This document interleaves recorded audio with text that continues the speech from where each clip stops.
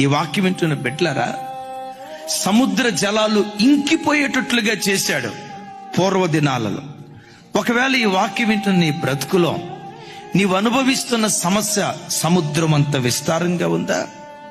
నువ్వు అనుభవిస్తున్నటువంటి దుఃఖం సముద్రంలో ఉన్న నీళ్లు కొలవలేనట్లుగా నీవు అనుభవిస్తున్న వేదన, మానసిక కృంగుదల, గుండెల్లో ఉన్న ఆవేదన ఎవరికి చెప్పుకోవాలో అర్థం కాక నీ హృదయమే ఒక దుఃఖ సముద్రంగా ఉందేమో. అయ్యా, ఒక సమస్య, రెండు సమస్యల.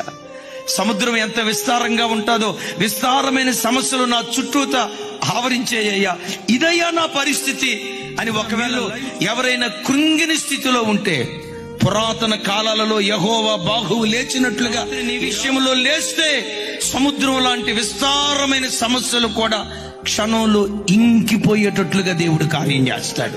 నువ్వు చూస్తూ ఉండగానే, నీ కళ్ళు చూస్తూ ఉండగానే ఆ దుఃఖ సముద్రాన్ని దేవుడు దాటింప చేయునుగాక. బయట సమాజం ఎదుట నవ్వుతూ కనపడుతున్నావేమో.